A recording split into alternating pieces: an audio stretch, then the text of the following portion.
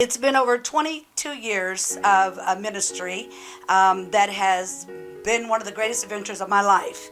And in that time process, I can genuinely say I have been a blessed follower of Christ. He has allowed me to have a prison ministry, a radio ministry, a tent ministry, work alongside my pastor in teacher from babies all the way up to young adults, into evangelism, and now the joy and the privilege and honor of pastoring.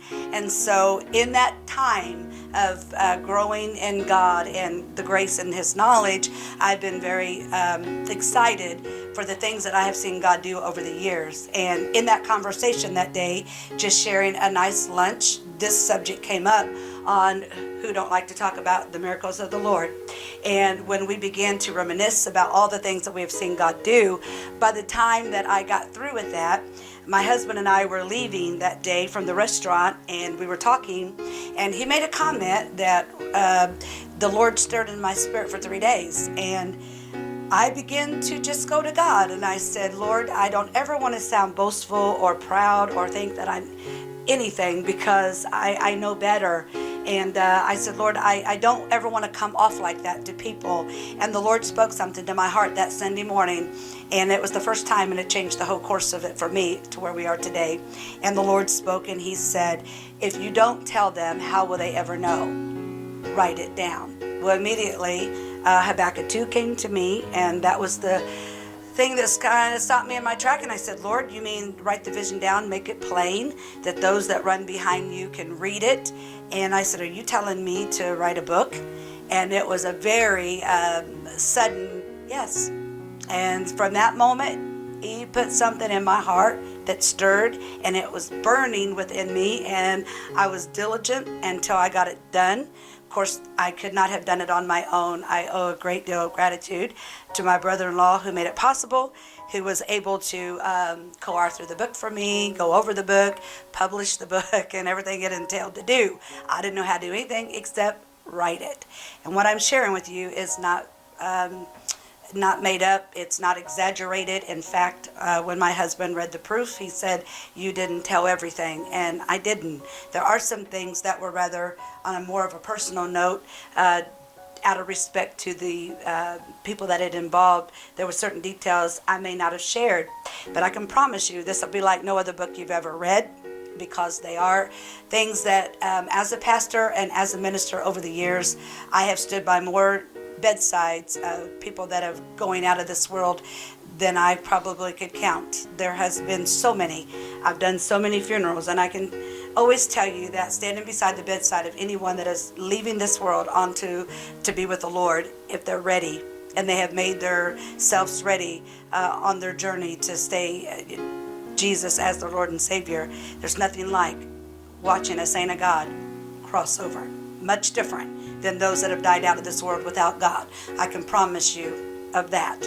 And in those incidents, I actually have 3 that I recorded that they were dying, and they knew they were dying, and their experience when they died, what they saw, how hospice was able to be a witness, and how everything they said was going to happen did. I can tell you, as being able to have the privilege and the honor to be beside those bedsides of all that I have, 3 of the most phenomenal miracles I ever witnessed with my own eyes, I thank God I got to be a part of, because it made me realize even more just of the crossover, of the transition out of this world into the next one, where we're going to. It's far beyond anything that you would ever have to fear. I looked death right in the eye, and I seen those that were facing it, and I tell you, it was not a scary experience. And that's why I am so excited to say, you know, Lord, death doesn't bother me like it used to. People say, oh, how can you say you're not afraid to die? I'm not afraid to die.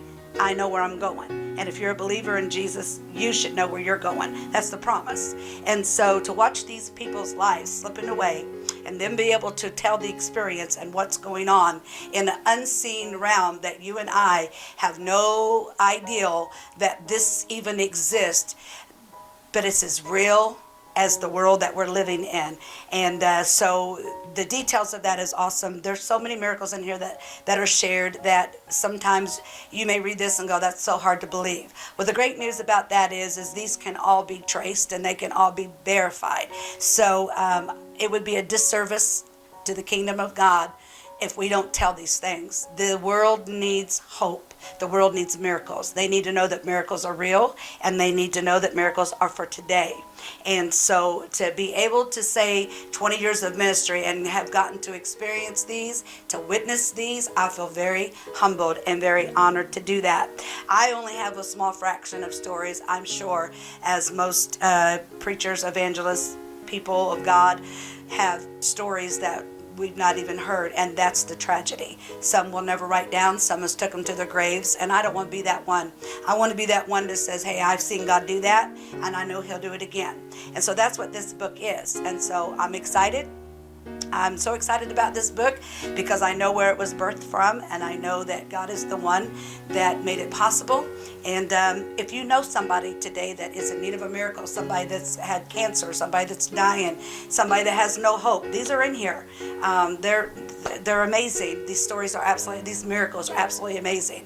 And maybe someone is in the hospital and they feel like, well, that's great, but it don't happen for me. Well, it does. And so my hope is that this will get into the hands of those people, and that they'll read these, and not only will they experience a miracle, but beyond the miracle, they'll experience God, and they'll want Jesus more than they want anything.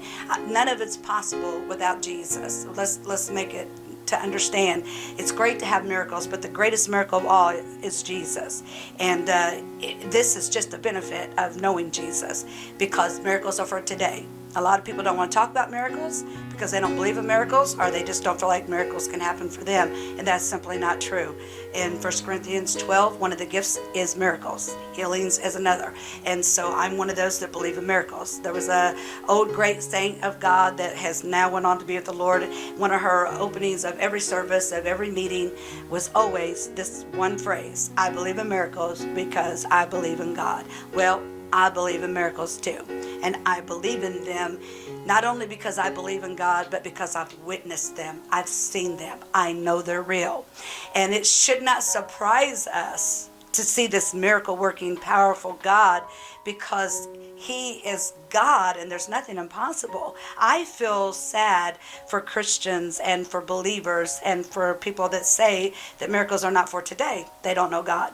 They don't know God, because they are. And so anyway, I don't want to sound like a commercial, but I just want to push it out here. Why this book was written, what's in this book. There's people in this book that you probably know, and their miracles are recorded in here as well. And there are those that you do not know. But the greatest of this is in the back of this book.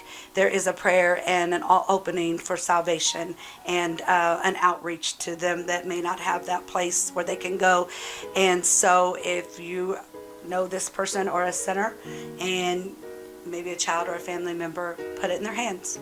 Put it in their hands. Not that my book is going to be the greatest book ever written. That's not what I'm trying to say here. What I'm trying to say is it's ordained of God. I have faith in believing that we simply obeyed the call, and now we are doing the outreach, and we're calling into the kingdom what God has already said. So this is the book. Now, I have the book on hand because we had to wait for them, and we ordered so many of them, and they've already been made available for my church. We had somebody that was so gracious, and the Lord had spoke to their heart and told them that to sow something into this ministry as far as the book, and to put it in the hands of those that maybe necessarily couldn't afford it. And so what they have done is they have purchased our members this book, and so that's why we ordered those and some over. If you don't want to wait on the book, we have it on hand. Now, if you just want to order it yourself, then you can go on Amazon and you can just type it in it's called A Life of Miracles. Type that in and it'll just come right up, and then you know the rest what to do. So I would appreciate it if you'll help me circulate it in the Christian world, and especially on Facebook, because it's one of the greatest ways that we can preach the word and share the word. So I'm not going to take no longer than that. I'm just going to ask you to share the book, and share the video. And outside of that, have a blessed day. Expect a miracle today, and go every day having one of the greatest miracles of all. If you don't know Jesus, I'm here to tell you it's the greatest experience and greatest journey you'll ever have. So God bless you. Have a wonderful day.